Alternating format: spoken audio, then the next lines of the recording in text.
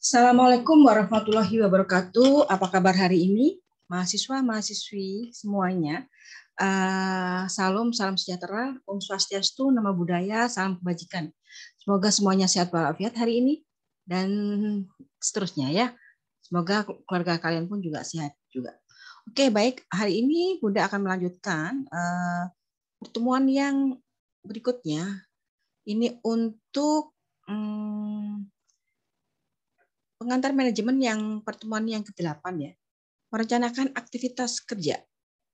Ini oke. Awalnya kita sudah ketemu yang namanya fungsi manajemen ya.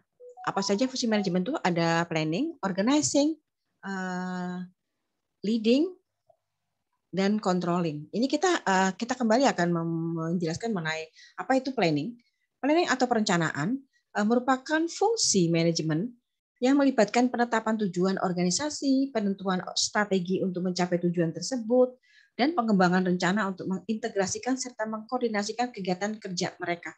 Jadi intinya planning itu sebelum didirikan perusahaan, bahwa bahkan itu kita harus menggunakan beberapa fungsi manajemen tersebut. Oke, kemudian formal planning itu apa sebenarnya? Merupakan tujuan khusus yang ditetapkan, waktu spesifik, ditulis dan dibagikan ke semua anggota organisasi tentu ya. Mengapa manajemen melakukan perencanaan? Perencanaan memberikan arah ya, mengurangi ketidakpastian ya. Perencanaan itu kemudian meminimalkan pemborosan dan kesia-siaan ya, efektif efisien ya. Perencanaan menetapkan tujuan atau standar. Pasti harus punya SOP, standar. Hubungan antara planning dan kinerja. Formal planning diasosiasikan dengan hasil keuangan yang positif. Ya, laba yang lebih tinggi, return on asset yang lebih tinggi tentu saja. Kualitas dari planning yang dibuat dan implementasi yang baik dapat meningkatkan kinerja perusahaan. Ketiga, faktor eksternal yaitu peraturan pemerintah, serikat pekerja, pajak, membatasi planning yang dibuat oleh manajer dapat mengurangi kinerja organisasi. Kemudian dampak dari formal planning yang telah dibuat setidaknya membutuhkan 4 tahun untuk dapat mempengaruhi kinerja organisasi ya. Biasanya kan 5 tahunan sih biasanya, atau ya boleh sih 3 tahunan gitu untuk mengecek. Oke, elemen planning sekarang ada tujuan, ada sasarannya, tujuannya itu untuk apa? Perusahaan itu, rencana itu sendiri ya. Tujuan itu hasil yang diinginkan atau target yang ingin dicapai. Terus kemudian rencana sendiri itu dokumen yang menentukan kerangka bagaimana tujuan itu akan terpenuhi, meliputi alokasi sumber daya, jadwal, dan tindakan lain yang diperlukan untuk mencapai tujuan tersebut. Oke, jenis-jenis tujuan tuh ya tentu ya set goal ya, state goals, tujuan yang dinyatakan. Mesti ada tujuannya untuk apa, perusahaan ini tujuannya apa, semua punya tujuan. Kemudian pernyataan resmi tentang apa yang dikatakan organisasi dan yang ingin diyakini para pemangku kepentingan tentang tujuan organisasi. Oke, jenis-jenis tujuan itu adalah ada real goal, tujuan real, tujuan yang secara aktual dikejar oleh organisasi, seperti yang didefinisikan oleh tindakan para anggotanya yang real goal. Nah, ini kita lihat ini ada strategic plan, operational plan, ya, ada long term plan, short term plan, specific plan, terus kemudian directional plan, single use plan, dan standing plan. Ini adalah jenis acara. Ada tipe-tipe, ini adalah tipe ini ya, apa namanya? Tipe rencana. Perencana itu apa saja sih sebenarnya? Oke. Tadi strategic plan itu apa sih? Rencana yang diterapkan pada seluruh organisasi ya, dan menetapkan tujuan keseluruhan organisasi. Strategiknya ya. Apa yang diterapkannya itu, rencana yang diterapkannya. Biasanya menggunakan strategi apa gitu. Dengan melihat analisa SWOT tentu saja, kelebihan, kekurangannya, ancamannya apa dan peluangnya apa. Kemudian operational plan adalah rencana yang meliputi area operasional tertentu dari sebuah organisasi. Operational plan, jadi area operasional di mana gitu. Terus kemudian long term plan, ini rencana dengan jangka waktu lebih dari 3 tahun. Itu kan tadi kan long term ya. Lebih dari 3 tahun, biasanya memang 5. Tapi kalau pas 3 tahun atau kurang, itu short term plan, merupakan rencana yang berjangka waktu kurang dari 1 tahun. Ya. Specific plan, rencana yang didefinisikan secara jelas dan tidak memberi ruang bagi interpretasi. Jadi Kita tidak menginterupsi, tidak bisa. Specific plan, jadi punya rencana khusus. Nah, directional plan itu rencana fleksibel yang menentukan panduan umum. Nah, single use plan merupakan rencana sekali pakai yang secara spesifik didesain untuk memenuhi kebutuhan pada situasi yang unik. Nah, pada situasi yang tertentu ada yang namanya single use plan. Ada standing plan merupakan rencana yang berkelanjutan yang memberikan acuan ya, panduan untuk aktivitas yang dilakukan berulang kalinya. Kemarin sudah pernah dijelaskan ya bahwa ada keputusan yang berulang-ulang.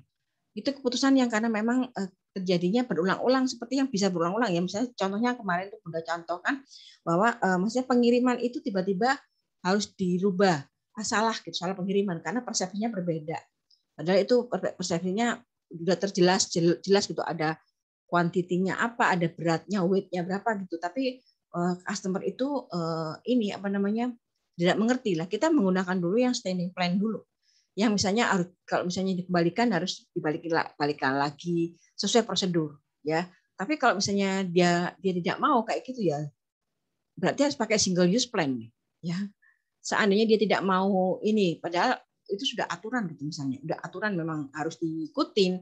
Tapi kadang-kadang kan nama customer raja pasti ngeyel gitu kan. Padahal udah oke, pembelian tablet sudah tahu tablet tipenya tipe berapa.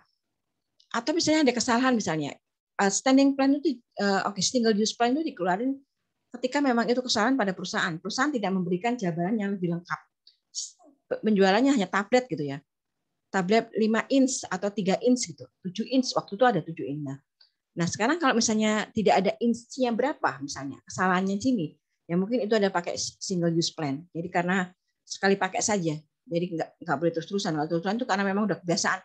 Pasti ada pengembalian, pasti ada tuker barang. Itu adalah yang pakai yang terstruktur ya. Oke. Penetapan tujuan transisional. Ini penetapan tujuan transisional adalah merupakan pendekatan penetapan tujuan di mana manajer puncak menetapkan tujuan yang diteruskan ke tingkat bawah organisasi dan menjadi subtujuan bagi setiap area organisasi. Nah, oke, kita lihat di sini ya. Top management objective, division manager objective, department manager objective, individual employees objective. Oke. Top management objective, we need to improve the company's performance. Ini perlunya mengimprovisasi kinerja satu perusahaan. Ketika division manager objective, I want to see a significant improvement in the division profit. Ini yang dilihat adalah signifikan ininya apa namanya keuntungan di divisi itu, improvement signifikan tidak gitu keuntungan yang diterima. Sedangkan departemen manager objektif itu increase profit regardless of the mean. Nah, meningkatkan profit ya tentu saja. Ya, kalau misalnya individual employee, don't worry about quality, just work fast. Nah, ini dia individual employee itu ya pokoknya jangan takut, pokoknya jangan khawatir dengan ini dah. Dia lebih menekankan ini kualitasnya bagus lah. Jangan takut pokoknya yang lebih cepat yang harus mana gitu. Just work fast. Jadi dia pokoknya yang mau ya ambil enggak gitu. Karena itu dia lebih quality. Itu tadi secara tradisional ya. Oke, manajemen by objektif ini ya. MBO merupakan proses penetapan tujuan yang disetujui bersama dan menggunakan tujuan tersebut untuk mengevaluasi kinerja karyawan. Oke, ini kan ada the organization overall objective dan strategi. Alfa Murad diformalisasikan ya strateginya. Major objective are allocated among divisional and department unit. Unit manager collaboratively set specific objective for their unit with their manager. Specific objectives are collaboratively set with all department members. Action plan define how objectives are to be achieved, are specified and agreed upon by manager and employees. The action plan are implemented. Progress toward objective in periodic review. Jadi setelah progress ya, di review setiap periodik dan feedback is provided. successful achievement and objective is reinforced by performance based reward. Oke, ini adalah manajemen by objektif ya. Proses manajemen disetujui bersama menggunakan tujuan untuk mengevaluasi karyawan. Jadi ada evaluasi, ada step-stepnya. Step 1 tadi ya, ini strateginya diformaliskan dulu. Oke, ini juga nanti akan saya kasih contoh yang lebih konkret. Oke, langkah-langkah dalam menetapkan tujuan misalnya. Mereview visi dan tujuan organisasi. Mengevaluasi sumber daya yang tersedia.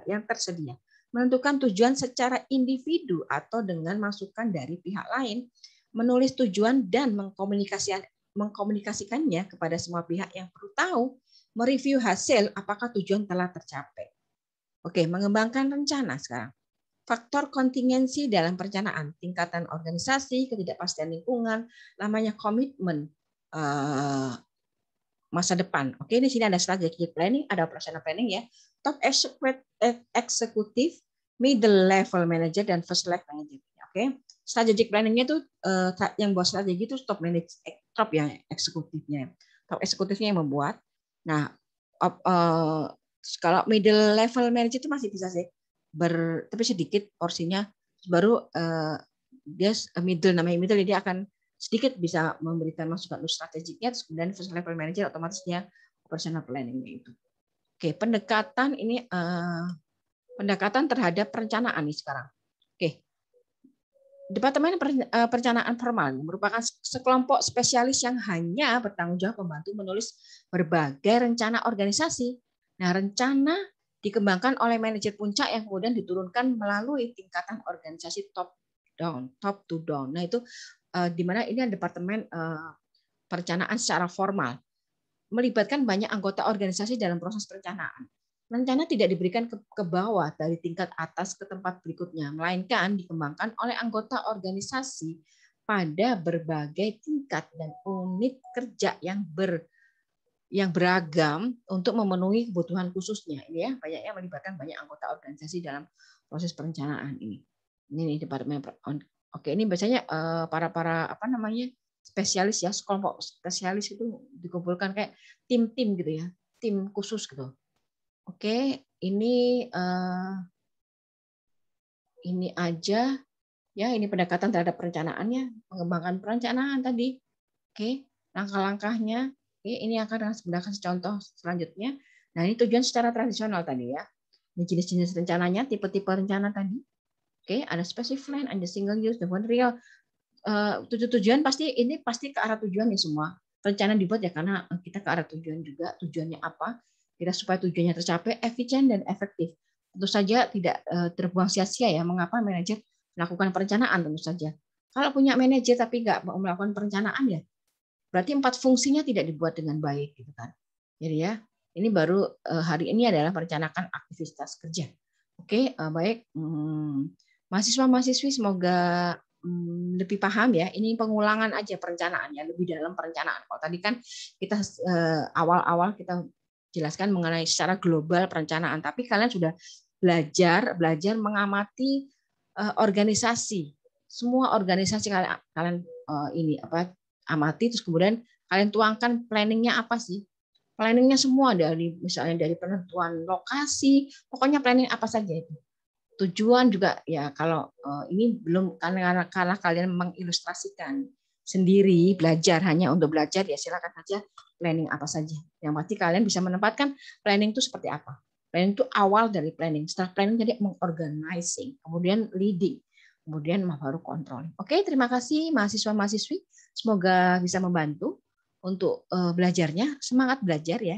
Oke. Sedikit lagi UTS ya. Oke, terima kasih. Wassalamualaikum warahmatullahi wabarakatuh.